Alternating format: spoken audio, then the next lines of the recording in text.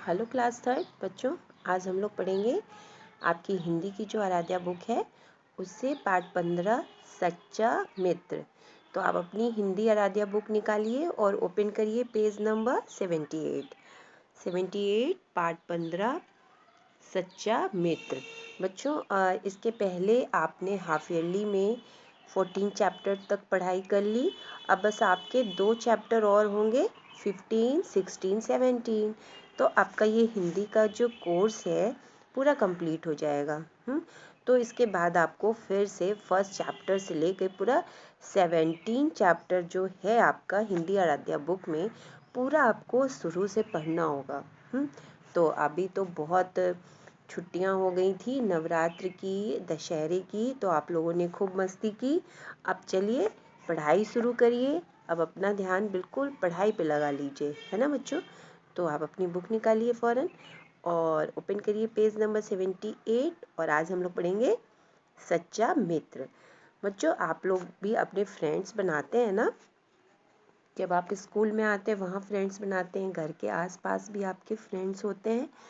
तो आपको उसमें ये देखा जाता है कि कौन हमारे लिए सच्चा है मित्र, हमारा दोस्त कौन, जब जो मुसीबत में हमारे काम आता है तो वही सच्चा मित्र कहलाता है। इस कहानी में हम लोग देखेंगे कि कैसा सच्चा मित्र कैसा होता है।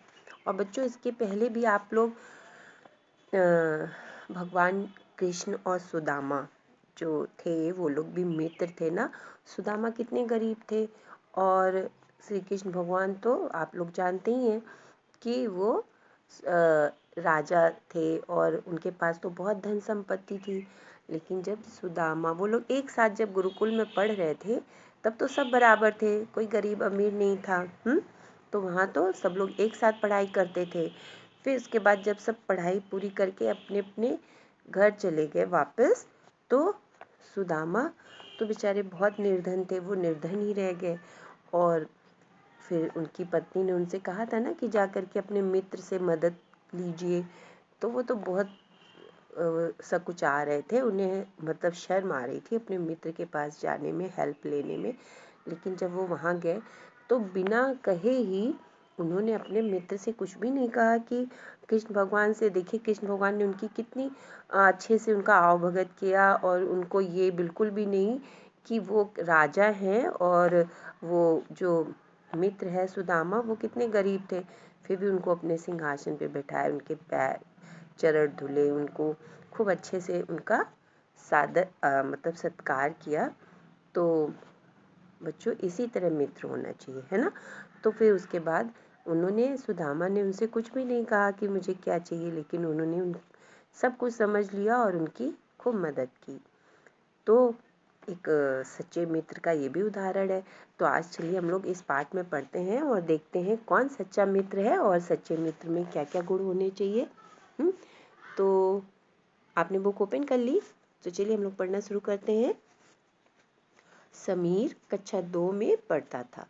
वह बहुत दयावान था। दयावान मतलब कि उसके अंदर बहुत दया थी, वो सबकी दया जैसे एक गुण होता है ना दया का, तो वो उसके अंदर था। वह बहुत दयावान था।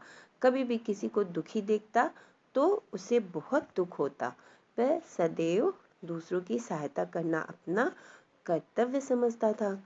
समीर के पापा उसे जब भी जेब खर्च के लिए पैसे देते वह उन्हें बचाकर रख लेता। उन पैसों से वह कभी वृद्ध भिखारियों को भोजन खिला देता तो कभी किसी साथी की आर्थिक सहायता कर देता। आर्थिक सहायता का मतलब क्या है कि पैसे से जो हेल्प होती है वो कर देता था। माँ बाप ऐसे बालक को पाकर बहुत प्रसन्न थे। जो समीर के मम्मी पापा थे वो बहुत खुश थे क्योंकि उसके अंदर इतने अच्छे गुण थे कि वो जो उसको पैसे मिलते थे वो फिजूल खर्ची में, मतलब कि कहीं कुछ खाने पीने या और किसी चीज़ में नहीं खर्च करता था, वैसे संभाल के रखता था और हमेशा किसी जिसकी ज़रूरत पड़ती थी तो ज़रूरतमंद के लिए ही वो खर्च करता था। तो एक दिन समीर ने पापा से कुछ रुपए मांगे। पापा ने पूछा, बेटा क्या करोगे इतने रुपयों का। तो समीर कुछ न बोला, उसने पापा को कुछ नहीं बताया, बस पैसे मांगे। तो पापा ने उसे 100 रुपए दे दिए। वे बोले, मैं जानता हूँ तुम फिजूल खर्ची नहीं करोगे, फिर भी यदि तुम्हारी ज़रूरत का पता चल जाता तो मैं ठीक प्रकार से तुम्हारी सहायता करता। तो बच्चों, पापा ने उसको 100 रुपये क्यों दे दिए? क्योंकि उसके अंदर एक अच्छे गुण थे। उसके पापा को पता था कि ये फिजूल खर्ची नहीं करता है, और जो बच्चे फिजूल खर्ची पैसे इधर उधर वेस्ट करते हैं फालतू की चीज़ों में, तो उनको उनके पेरेंट्स पैसे नहीं देते। उनको पता होता है कि ये तो बेकार में खर्च कर देगा।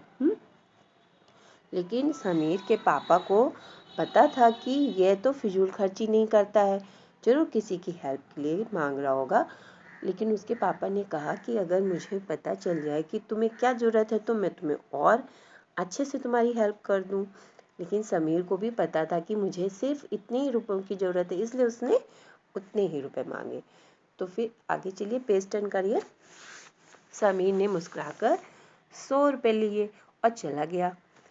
पापा यह जानना चाहते थे कि वह इन रुपयों का क्या करेगा। यह जानने के लिए वे भी उसके पीछे चल दिए। चलते हुए उन्होंने इतना ध्यान रखा कि समीर उन्हें देख ना पाए। रास्ते में उसने आशीष को अपने साथ ले लिया। आशीष कौन? उसका कोई फ्रेंड होगा, तो उसने उसे अपने साथ में ले लिया। दोनों बाजार जाने वाले मार्ग पर मुड़ गए।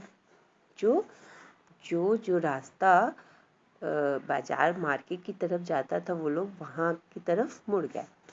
फिर इस मार्ग पर जो ये रोड थी, वहाँ पर पुस्तकों की बहुत सी दुकानें थी। समीर व आशीष एक दुकान पर रुक गए। समीर ने दुकानदार से कुछ कहा। दुकानदार से उत्तर पाकर वे दोनों अपनी दुकान पर चले गए। दुकानदार से उत्तर पाकर वे दोनों अगली दुकान पर चले गए। मतलब उससे वो लोग दूसरी दुकान पर चले गए। पापा दूर खड़े सब देखते रहे। समीर ने दुकानदार को पैसे देकर किताबों का पैकेट लिया और आशीष को पैकेट देने लगा। आशीष पैकेट लेते हुए हिचकिचा रहा था। पापा उनके निकट जाकर खड़े हो गए। तो समीर कह रहा था, आशीष, मैंने पापा से 100 रुपये लेकर ये किताबें खरीदी हैं। मेरे पापा को पता चलेगा तो वे नाराज नहीं होंगे।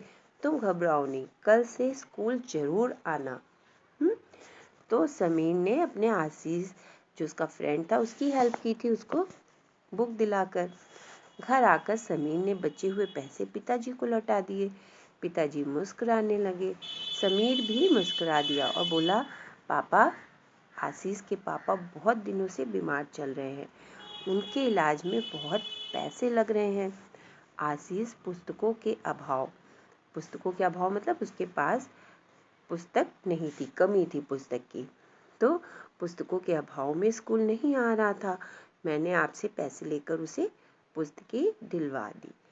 धन्य है ऐसा मित्र जो संकट मतलब मुसीबत, बुरे समय में काम आता है। तो बच्चों, देखा आपने, जो सच्चा मित्र होता है वो मुसीबत में काम आता है ना। समीर ने उसकी अपने फ्रेंड आशीष की मदद की, जिससे कि उसकी पढ़ाई चलती रहे, क्योंकि उसके पापा बीमार हो गए थे और सारे पैसे उनके इलाज पे खर्च हो रहे थे।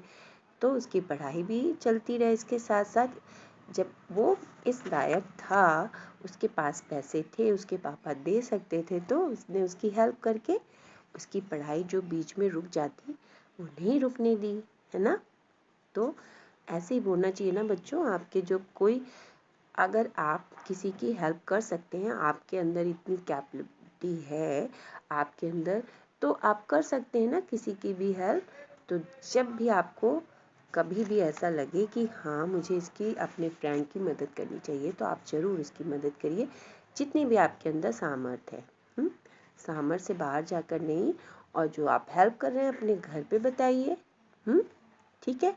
तो ये चैप्टर अच्छा लगा ना बच्चों? तो बच्चों, इससे जो रिलेटेड एक्सरसाइज है वो हम लोग, जो प्रश्न उत्तर है वो तो मैं आपको करके दूंगी, लेकिन शब्द अर्थ आपको अपनी कॉपी में लिखना होगा। और इसके जो प्रश्न प्रहर होते हैं, इनको अच्छे से किया करिए। जब भी एग्ज़ाम आता है बच्चों, तो ये आपको करना, जब चैप्टर आप अच्छे से रीड करेंगे तो आपको ये लर्न करने की भी ज़रूरत नहीं पड़ेगी।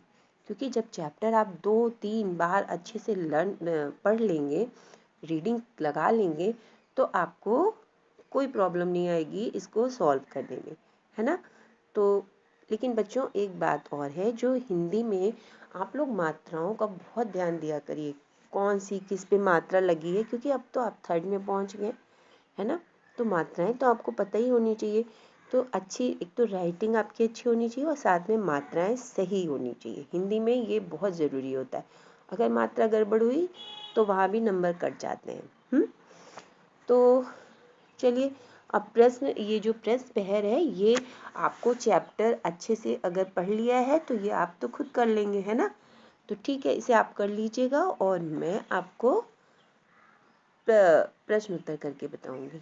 ठीक है, ओके बच्चों, ओके, बाय।